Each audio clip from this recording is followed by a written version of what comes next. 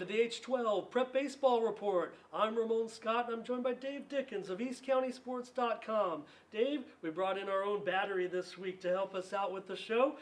From the Mount Miguel Matadors Senior, Cameron Beauzec, and from the Granite Hills Eagles, Junior Clay Fordham. Guys, thanks for coming in. We're going to throw a bullpen session right after this show and see if Clay's got the stuff. Cam, you can catch him. You probably caught him before. Right. Dave, a couple of veterans in here doing some good work this season.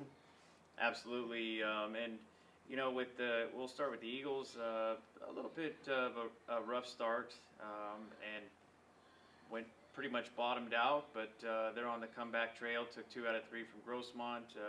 We'll get into that more into detail here shortly, but we can start from the very beginning. And how did it feel competing against the legendary Jack Hyde and being able to be on the winning end with the shutout? Everybody definitely knew who Jack Hyde was going into that game, so you definitely bring a whole different mindset and approach going towards that. And when you're a team like us, you go through like patchy stretches of win 7 in a row, lose 7 in a row. You want to like be able to make your statement wins, like to show that you're a legit team, because people can only read off paper sometimes. So they see you beat Jack Hyde, it makes a statement for yourself. So we carried a mindset that we wanted to come out and just put together good at bats, make sure that he doesn't beat us, or that we don't beat ourselves, that we beat him, like, to be honest. But it's a pretty simple thing. Yeah, Dave, Clay had a 3-hit shutout in that one as Granite Hills took 2 of 3 from Grossmont, woke up their season a little bit, threw a big kink into the Foothillers' title plans, and right now the Eagles are crawling back into the race, would you say? A couple of wins? Yeah, I definitely say so, and I think they got a big one to start with come tomorrow, Wednesday, for their 4th and final battle with the Helix Highlanders. And already being down 0-3, talking to Coach Davis several times, and Clay and many others on the roster are definitely licking their chops for that one, as we all know they should have at least split for sure. And Cam, as you got off to that great start, the first victory of the season, that huge upset and put you guys in first place. We've had a few losses then, but we had another big win. What's going on with the Matadors? Well, right now, since we've already lost 4 games in league, the mindset is just to beat everyone we can and get a good seed for CIF. And just, we have a good shot at winning it this year. And it'd be fun to mess up the league brackets and everyone else's CIF possibilities by putting up a challenge and beating them, or at least competing with them. Dave, you covered it earlier this season. Cam is headed to Bethany College in Lindsborg, Kansas, and he's pretty set on those plans. Hasn't been there yet, but it's a small college town, and quite frankly, he's pretty fired up about it. Yeah, absolutely, and you know, he could have stayed local and maybe done a Grossmont College stint or a Southwestern College. What ultimately did commit you to the college? I mean, obviously you had other options. Well, yeah, when I went to one of the showcases where the coaches were at, he really just showed that he was interested in me, and I felt like I had a connection with him and performed really well. And he stuck with me ever since then, and it's been special for me. But from what he's told me at the showcase, it seems pretty nice, and they're hoping, since it's his first year there, it'll be a second when I arrive, that it'll be something special and we'll start off fresh. Yeah, in fact, they have some new facilities at Bethany College. I was looking some of it up, but for your next question, I want to give Cam a little trivia question. Let's see. I'll edit this out if he gets it wrong. Cam, what is the nickname of Bethany College? The Swedes. All right. He passes. He's on his way to Kansas. So, with that being said, any particular reason why you did pass up on any local? Just a new experience, start fresh, and no one really will know who I am, and I'll get to show people who I really am. Sounds good. And to go back to the season, Coach Coit has been talking to you guys, especially about the wins and losses in league and how important it is and how everything is kind of leveled off. I mean, you got a scrappy West Hills team that just knocked off Steel Canyon, which was a big surprise to everybody. And West Hills has been that way all season, as we spoke about, playing the small ball. Elkhorn Valley and in a 9-game win streak for Liberty Charter. That was a big surprise too. And Monte Vista, if we analyze that too, as Coach Coit has mentioned as well, is the wins over that Elkhorn Valley, and really other than that, Monte Vista's, you guys are pretty much neck and neck. Well, yeah, you look at it, the whole league so far, it's been up and down. We've split every series except for Steel Canyon, and they kind of handed it to us, but we didn't play our best against them either. And it was one of the biggest things for us to beat Valhalla. It was insane for us, and then El Cap beating them, that was ridiculous. Take us back, in that game in particular, take us back to that one. For you and Nico, probably the biggest game of your career and his career. Yeah, me and Nico, we were on it the whole game. Whatever I called, he would throw. He'd shake me off every now and then, and I would trust him. He'd trust me. I did not have a single pass ball or a ball go behind me. Blocked everything. Was sticking my pitches. Some of them I didn't even have to stick. They were just right there. And then how about on the offensive side of the ball to make it all come together and wrap it up pretty? Take us back to that plate appearance. I was already 0 for in the game. I was a little upset, and then my coach came up to me, and Frank, he was just saying, hey, baseball doesn't have a clock, but you can finish it right now. And all I needed was a single, but he threw me a hanging curve, and I put it over the fence.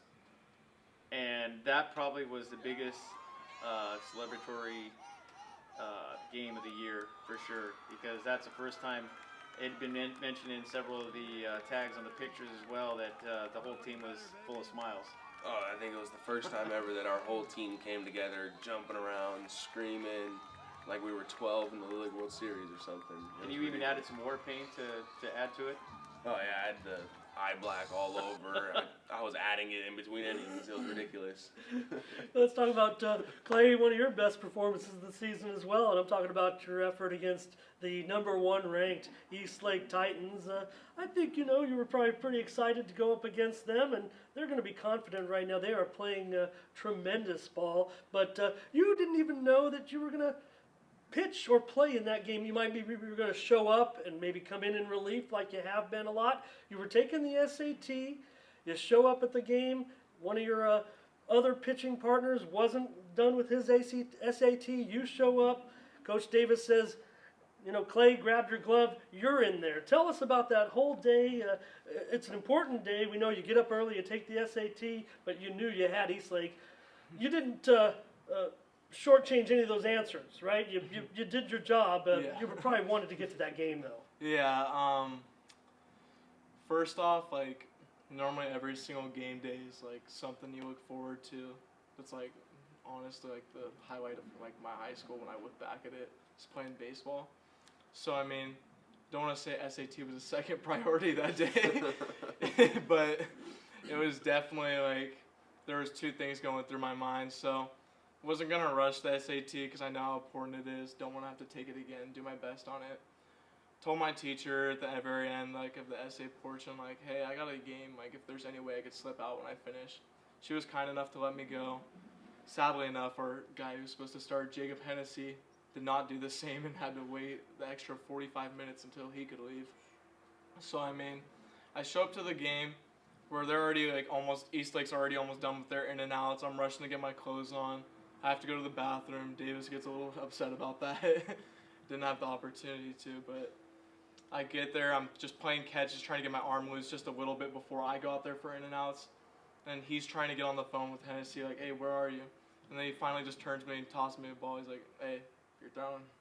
I was like, all right, sweet. And it's I don't want to say that I was prepared, necessarily prepared for it, but it's kind of the stuff you envision. The night before, I guess, I go through all these scenarios, try to have the most positive, optimistic thoughts going through my head. So I definitely want to say it was in my mind at least that I was gonna pitch and have success at some point during that game. But overall, if Hennessy was on the mound, he could have done the same thing. We all have trust in each other as far as the pitching staff. We have good pitching this year, and like I said, any one of our guys could have stepped up and done what I could have done. All in all, so far this season, you had two equally huge games this year, and I don't know which one would be more exciting. You had the SAT gig, and then you had this more recently facing Jack Hyde, and which you also had a lot of kind things to say about our local guy too. Mhm. You know that he's definitely a legit contender. Definitely. I mean, like Eastlake, you go look at their record right now. They have one loss, so I mean, that like means a little more, I guess, in the sense that like Granite Hills is the one that put a one in the loss column against them. But I mean, facing Grossmont's always super high intensity. It's competitive. You're facing your rivals. You want to beat them more than anything. They have the same mindset. They want to beat you. So I mean, going head to head with their guy, and I mean, it probably is a little bit more to like our team as a group that we beat them, to be honest. Especially at this point in the season, crunch time, like you want to win as many games as you can, especially in the league. So. And you've also been, I mean, you're all in the same league. You're competing against each other, but you also start developing friendships in those other schools too with the other teams. And I mean, when it comes down to playing the game, obviously you're on separate sides, but for the most part, I mean, once that game is finished, I mean, you're making friends in those 4 years too. I'm sure you got quite a few of them that are killers. Yeah, especially with like my dad being related to or connected to their school. Played summer ball with a lot of them this year, so I have a lot of friendships. But it's one of those things where when you're on the baseball field, you can't be thinking about friendships at the moment. Absolutely. Just competing. Dave, you talked about Cam's big home run to win that game against El Capitan last week, but I want to point back to a game just about a few weeks earlier against Hoover. And Cameron, you had 6 RBI against Hoover. And Dave, the Hoover Cardinals do not want to see Cameron Beauzec show up at their field. Last year, he had 6 RBIs against the Cardinals as well. So a couple of big games there. We know this man is a clutch performer. Look, the Matadors, they have the 2 wins. They're in the league with the way the Cougars are playing, the way Valhalla's playing. We talked about it earlier in the season with Thomas Ringer. We said get a split out of all these games and let the rest take care of itself. And Coach Coit, I mean, you know, coming over from Granite, I mean, he's one of the most optimistic guys, but even he can get a little flustered when things aren't going right, and maybe we're not playing as consistently as we'd like. But when it's all coming together, when we put it all together, we're a tough team to beat. Yeah, we're dangerous. You take a look at it. Our mindset playing the first game against Valhalla alone was, let's upset the league in East County and just let everyone know that Mount Miguel is here to play. And if you catch us on a day where we're all playing together and we're playing for each other, you can't beat us. Yeah, and some of your teammates, well, let's talk about some of these guys, especially some of the veterans on this team. You talked about Nico and the job he's done, and boy, he's already had some outstanding performances on the mound, and I think everyone looks to your leadership and, of course, Austin Ortiz. Talk to me about some of the veterans on your staff. Well, for most of our guys, the numbers aren't saying enough about us. We've been in some games where we're hitting the ball right to people, and for the most part, his defense has been special lately, and he's been creaming the ball. Just there's a guy wherever he's hitting it, and he's really picking himself up and helping everyone else out and just carrying the weight silently for the team. And tell us about Michael Camacho and his potential that you see. You know, he's a young player, just a sophomore, looked great last year. I've talked about it on our little podcast just because when we had Nico last year and he said, my brother's going to be maybe better than me. What do you see there? Mikey, he's got stuff. He doesn't throw the hardest, but he's got the attitude to do everything he can to beat you. And his stuff will beat you. And I think just his mindset of going up there, and even though he's young, he's taking it for experience. So when he's a little older, like a junior or a senior, he's going to want to start every single game of the season. Dave, Clay's the son of a former major leaguer that played at Granite Hills, and he was probably one of the best Eagles to ever play at Granite Hills. Let me tell you, back in 1991 and 1992, I covered the Granite Hills Eagles, believe it or not, and it might surprise you. Some of the things that happened back then in those years, the great teams such as Granite Hills, Grossmont, Helix, Santana. The same thing was going on 30 years ago as it is today. Those games were insane. They were always knocking each other off. Grossmont kind of had the upper hand in those years, but Granite Hills certainly won some big games as well. tell us about the guidance that you get. Your dad, it was no cup of coffee, Clay. I mean, he came up and pitched 36 Major League ball games, started 6 games. Not the greatest results in the majors, but you look at his minor league career and really had a really nice minor league career. One year he won 12 ball games. What kind of guidance do you get from him as a former Major League pitcher? And you're a great pitcher, really. What he likes to, his famous thing that he likes to tell me the most is get a good changeup, and that's your ticket to the big leagues. So he always talks about how that was his bread and butter. He was always a 4-seam curveball splitter kind of guy coming out of high school. Went to junior college over at Grossmont for a year because he didn't have any scholarships. That's where he kind of started picking up velo a little bit, got seen him from some colleges, from some teams. Took the draft pick from the White Sox, and it was one of his very first bullpens. His coach said, throw a splitter, and he's all like, yeah. He's like, all right, we're getting rid of that. Sticks a baseball in his hand and says, you're throwing a changeup now, learn it. So it's basically just from that point on, perfect your craft at that point. He's playing catch with it every single day, long toss, he's going to the bullpen, working with it. So it was definitely like, that was probably the biggest part of it, but there's a lot of little things as far as like, if you look in the minor leagues, he had really, really good control. His walks per 9 were extremely good. It's probably sub 3. But as soon as he got to the majors, which results in the inflated numbers, calls it third deck syndrome, where you learn what the big leagues is like, and that's where like the intimidation starts to kind of settle into yourself. So lose a little bit of command, you make some bad pitches. So I mean, I've learned a lot from him as far as like how to work. Like I actually use his workout programs from the Pirates organization. He still has his packets on their workout plans and nutrition plans. So he has those offered down to me, and he's always giving me advice on whether it's mechanics or how to grip this, how to throw this, and more. Dave, an 11th round draft choice, and you heard what Clay said. He went to Grossmont College for that year, and we talked to some of our athletes here, and they're looking for options. There you go. Went to Grossmont College, made it to the major leagues. Absolutely, and as I recall, and you can correct me if I'm wrong because you were actually there, worked underneath a legendary head coach in Edward Olson. That's saying a lot too, and I think that has something to do with it as well. But no doubt, Clay right now and this team, they have the pitching to make a run still. I'm not going to discount them from this league race. They definitely have their work cut out for them. But it all gets erased once they go to the playoffs, and this team is very deep in pitching. Clay, I think the thing that's happened this year, maybe it caught you guys by surprise, the team maybe is not hitting as we expected. TK Parker's hitting well, but we're hitting about 240 as a team. The depth in the hitting maybe isn't there, but you say it's going to come along. It is coming along. We got the Lions tournament next week. Mm-hmm. That's a great place to get those bats hot. Yeah, you never want to go through a stretch or a slump at any time during the season with your bats, but if they're coming alive, it's definitely coming around at a right time as far as where we stand in the league.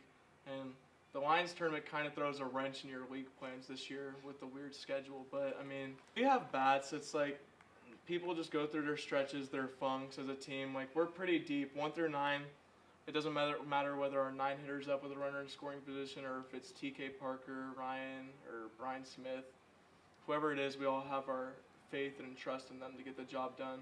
It's one of our biggest things is, like, we're not necessarily the small ball team that's going to bunt to get guys over, but we're definitely going to do our best to make sure that we're going to drive in runs when we need to, know the critical spots in the game when we need to score runs, when we need to rally. So we have a pretty good understanding of that, and we're pretty motivated to it's easy to say a league championship, but we want to win more than one championship this year. And, you know, you mentioned the funk. The Helix Highlanders started off prior to league having the same issue. Mm-hmm. They were struggling. Coach Cole Holland was having similar words that Coach Davis has to say is, our pitching is keeping us afloat, but the bats were pretty much left for dead. Mm-hmm. And then just right before league, got on a hot streak. I believe won 7 games in a row, and just went on a tear. Same thing could happen for the Eagles. Mm-hmm. and it looked like you guys were heading that direction, taking 2 out of 3 from the Hillers. So we're on the climb. The bats are coming alive. We could definitely make a run now. Mm-hmm. It's definitely in our plans. And I mean, what would you say if there is? I mean, I don't even really see any weak points in the Eagle Armor. Wouldn't say that there's any weakness. We're a pretty strong team all around. I think a couple of us around the right time are finding like our swings, our strides are a little bit at the plate. So you have Max Bodke. That guy's got some pretty good bat speed, some pretty good power. Started hot, didn't he? Yeah. Definitely started hot. There might have been a stretch where he wasn't putting together a couple of 0-4s, but he's finding it together at the right time. Austin Smith, he started off the season a little bit cold, but he's had a pretty good swing, so it's just a matter of time when he's going to start running in some balls. Brian Smith, he has power. He's a really good athlete all He's around. been coming on real strong of late. So he's a big bat in our lineup that if we're going to make a run at anything, it's important that we need him there. And how about finally Mr. Fordham on his swings coming around now as well, just in time? Yeah, that's definitely coming around at the right time. That's myself included in those other 3 because I didn't start off the season necessarily the hottest.